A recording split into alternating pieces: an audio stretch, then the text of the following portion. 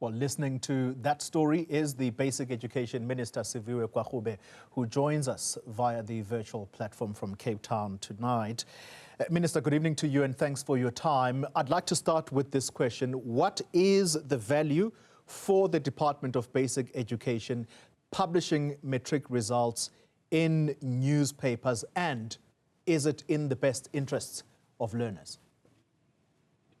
Good evening, Tori, and good evening to your viewers. It's a very important question and one that requires clarification. That the reason why we've hung on to this tradition of publishing matric results in newspapers has been because we have found that there isn't only one medium through which learners should be able to access their matric results. Currently, the learners are able to access through national newspapers. They're able to access it through the very centers that they went and wrote in.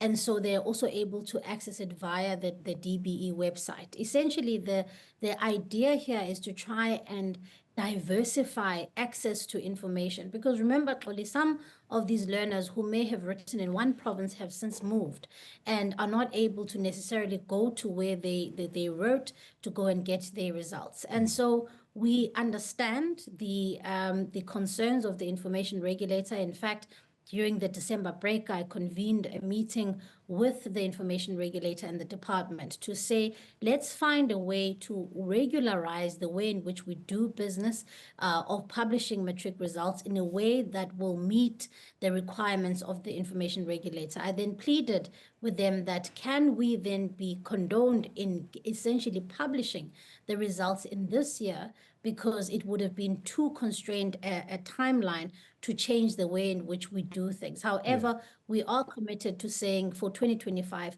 we will make sure that there is a way in which learners are able to accept or not accept issuing their results using their unique exam numbers. And I think it's important to emphasize that no names or surnames or ID numbers will be published, but these are unique exam numbers that have been allocated to the learners. Very interesting indeed. I'd like to explore that with you a little later. Is there profiteering by the media houses that publish these results?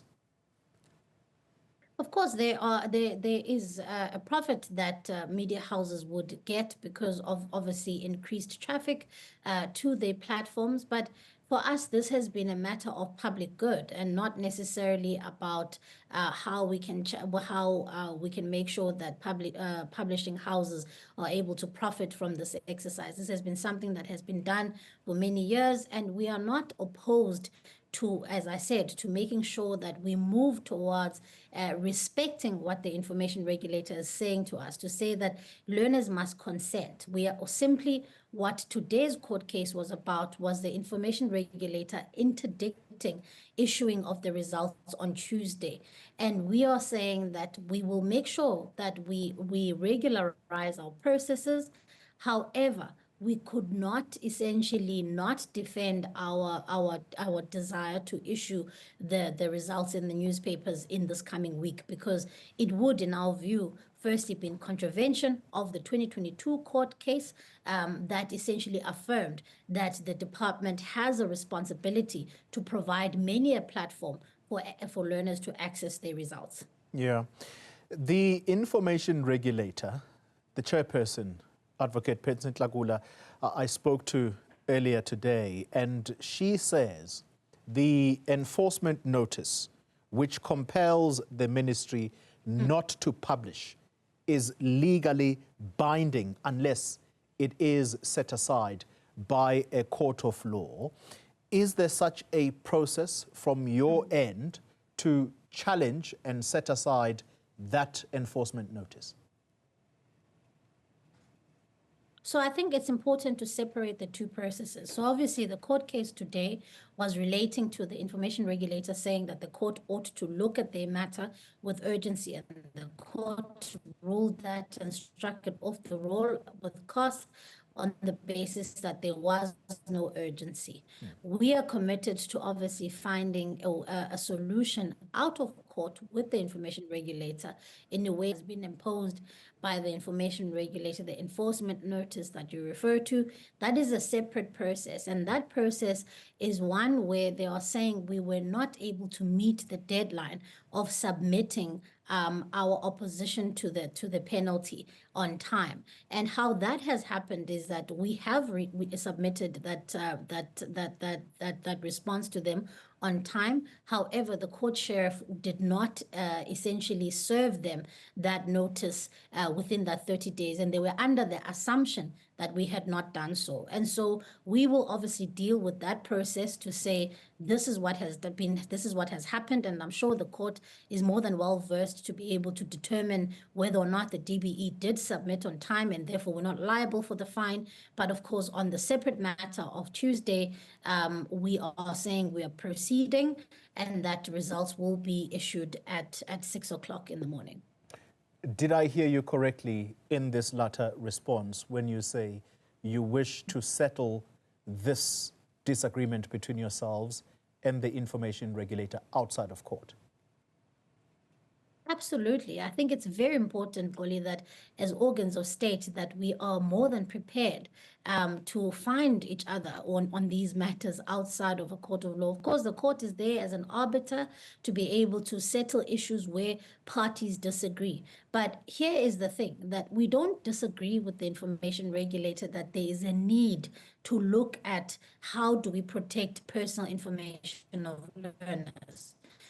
What we are saying is that we will make sure that our processes for the class of 2025 align with their requirements. And so that's where I'm saying we will be able to we should be able to find each other outside of court when we present sure that we meet the requirements for the next year. However, we could not simply say we are not publishing the results within 2 weeks of us having this conversation with them. And as I said, I sought to try and resolve this matter even during the December break, and the information regulator was prepared to meet with us, but we were not able to find each other then. And it was important then that for the court to determine whether or not there was urgency and that the interdict would hold.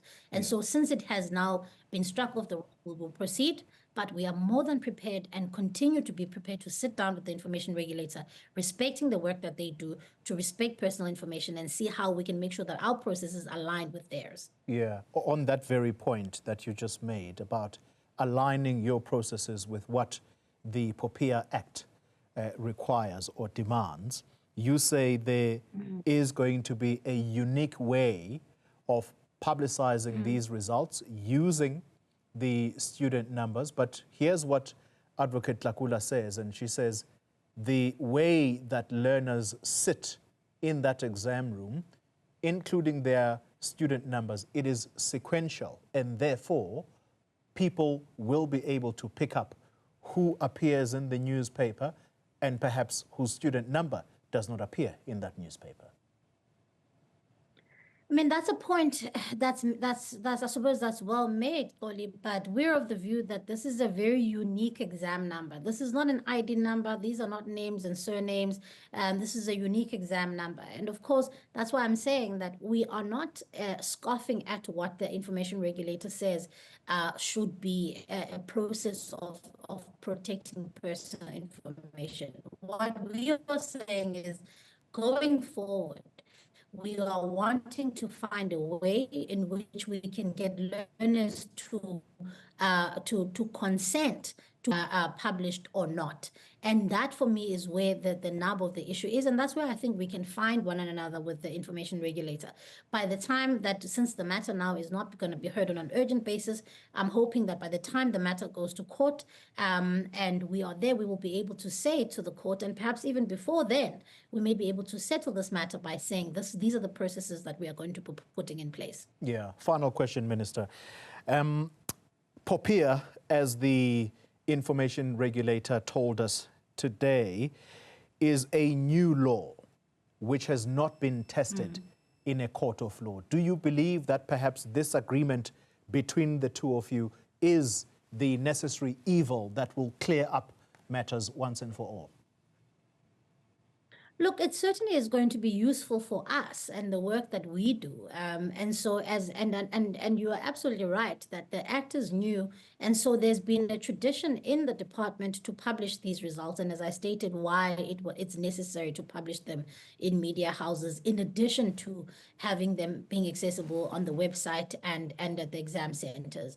And so I think it was also important that the court does also hear the matter so that the information regulator themselves can also be assured that there's legal clarity. So while I advocate that we can find a solution outside of the court of law, I don't think that necessarily it was a bad thing for us to go to court so that we can all have legal clarity, that I and the department that I lead can have clarity, that we can proceed on Tuesday as intended. But at the same time, as you say, this is a new law. And it's important that even in the processes that we have, we look at how these processes speaking to the demands of the POPI Act so that we can make sure that going forward, we are complying. But the POPI Act doesn't just, speak to the Department of Education. It speaks to various, ways of handling personal information. And so I think it's going to be important that it be tested.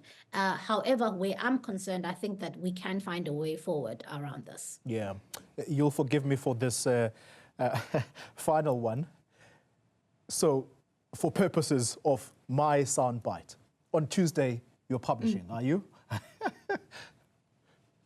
Yes, absolutely. We are proceeding with publishing on Tuesday at 6 a.m. fully. Thank you very much for your time, Minister Siviwe Gwarube, the Minister of Basic Education.